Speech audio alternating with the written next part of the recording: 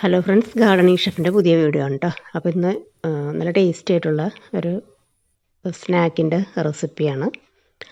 അപ്പോൾ അതെങ്ങനെ റെഡിയാക്കണമെന്ന് നോക്കാം. അതിന് വേണ്ടിയിട്ട് ഞാൻ ഒരു പൊട്ടറ്റോ കുക്കറിലേക്ക് ഇട്ട് ഒരിത്തിരി ഉപ്പും കൂടി ചേർത്ത് ഒന്ന് വേവിക്കാൻ വെച്ചിട്ടുണ്ട് കേട്ടോ. ആ സമയം കൊണ്ട് കുറച്ച് സവാള, ക്യാരറ്റ്, പച്ചമുളക്, കറിവേപ്പില ഇതൊക്കെ ഒന്ന് റെഡിയാക്കി വെക്കാം. ഒരിത്തിരി ഉഴുന്നുപരിപ്പും കൂടി വേണം കേട്ടോ. ഇനി നമുക്ക് പാൻ വെച്ച് ഒന്ന് ചൂടാക്കിയതിന് ശേഷം വെളിച്ചെണ്ണ ഒഴിച്ച് കൊടുക്കാം. വെളിച്ചെണ്ണ ഒന്ന് ചൂടായി വരുമ്പോൾ കടുക് ചേർത്ത് കൊടുക്കാം. കടുക് ഒന്ന് പൊട്ടി വരട്ടെ. പിന്നെ ഒരല്പം മഞ്ഞൾപ്പൊടിയും ഉഴുന്നുപരിപ്പും കൂടി ചേർത്ത് ഉഴുന്നുപരിപ്പിൻ്റെ കളർ നന്നായിട്ടൊന്ന് ചേഞ്ച് ആയിട്ട് വരണം കേട്ടോ. അപ്പോഴേ ടേസ്റ്റ് ഉണ്ടാവുള്ളൂ. അല്ലെങ്കിൽ അതിനെ പച്ച കടിക്കുന്ന പോലെ നമുക്കൊരു ഫീൽ ചെയ്യും. ഇനി ഈ വെജിറ്റബിൾസൊക്കെ ചേർത്ത് കൊടുക്കുക.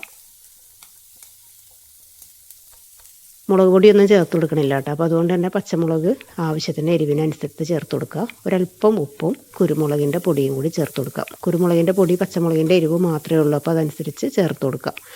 പിന്നെ ഇതിലേക്ക് വറ്റൽമുളക് ചേർത്തിട്ടുണ്ടെങ്കിൽ നമുക്ക് കഴിക്കുന്ന സമയത്ത് കുട്ടികൾക്കൊക്കെ കൊടുക്കുന്ന സമയത്ത് ഒരു ബുദ്ധിമുട്ടാണ്. അപ്പോൾ അതുകൊണ്ട് വറ്റൽമുളക് ഒഴിവാക്കിയിട്ട് വേണമെങ്കിൽ കുറച്ച് ചതച്ച മുളക് ചേർത്ത് കൊടുക്കാം.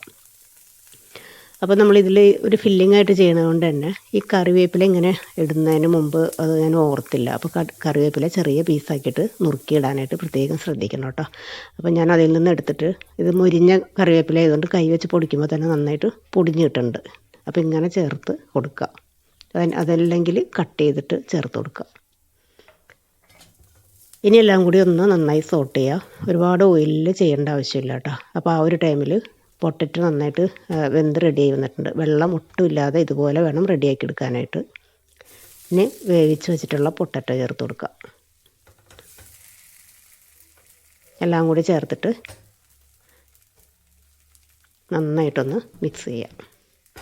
ഇനി ഫ്ലെയിമിൻ്റെ ആവശ്യമില്ല കേട്ടോ. ഗ്യാസ് ഓഫാക്കിയതിന് ശേഷം മിക്സ് ചെയ്ത് കൊടുത്താൽ മതി. പൊട്ടറ്റോ വേവിച്ചെടുക്കുന്ന സമയത്ത് 1/4 ഗ്ലാസ്സിന് വെള്ളത്തിൽ താഴെ മാത്രം ചേർത്തിട്ട് വേവിച്ച് കൊടുക്കുക. കാരണം വെള്ളം ഉണ്ടായിട്ടുണ്ടെങ്കിൽ നമുക്കിത് തണുത്ത് കഴിഞ്ഞിട്ട് ബോളാക്കി എടുക്കാനുള്ളതാണ്. അപ്പോൾ ബുദ്ധിമുട്ടായിട്ട് വരും. ഇതൊന്ന് തണുത്ത് വരട്ടെ.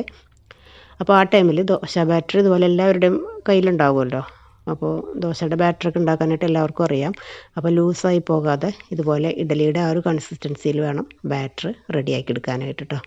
അതില്ലെങ്കിൽ ഫ്രിഡ്ജിൽ നമുക്കിരിക്കുന്ന ബാറ്ററൊക്കെ എടുത്തിട്ടും ഇതുപോലെ ചെയ്യാം. പക്ഷേ അങ്ങനെ കട്ടിയുള്ള ബാറ്റർ ആയിരിക്കണം. അപ്പോൾ ഇനി ഫ്ലെയിം ഓൺ ആക്കിയിട്ട് നമ്മളിതുപോലെ ഉണ്ണിയപ്പച്ചട്ടി ഉണ്ടല്ലോ അത് വെച്ച് കൊടുക്കുക. എന്നിട്ട് ഇതുപോലെ കുറച്ച് നെയ്യാണെങ്കിൽ നല്ല ടേസ്റ്റ് ആയിരിക്കും കേട്ടോ. അല്ലെങ്കിൽ വെളിച്ചെണ്ണ ഒന്ന് സ്പ്രെഡ് ചെയ്ത് കൊടുക്കുക. അതിനുശേഷം ഇതുപോലെ ഈ ഓരോ കുഴികളിലേക്കും അത് ഫുള്ളായിട്ട് ഒഴിക്കാതെ ഹാഫ് പോർഷൻ മാവ് ഒഴിച്ചു കൊടുക്കുക. ഈ മിഡിൽ പോർഷനിലെ കുഴിയിൽ ലാസ്റ്റ് ഒഴിച്ചാൽ മതി. അവിടെ ഫ്ലെയിം പെട്ടെന്ന് കിട്ടുന്നതുകൊണ്ട് ചൂട് ആയി പെട്ടെന്ന് കരിഞ്ഞു പോകാൻ ചാൻസ് ഉണ്ട്.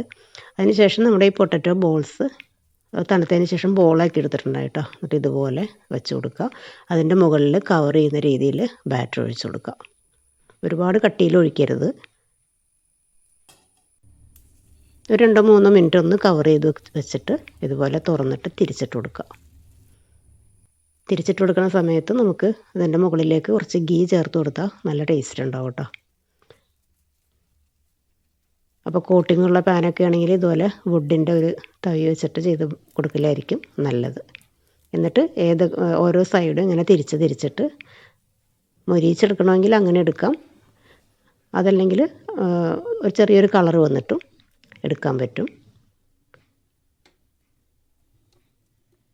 അങ്ങനെ എല്ലാം റെഡി ആയിട്ടുണ്ട്. ഇതൊരു പ്ലേറ്റിലേക്ക് മാറ്റാം. ചൂടോടുകൂടി കഴിക്കുമ്പോഴാണ് കേട്ടോ നല്ല ടേസ്റ്റ്.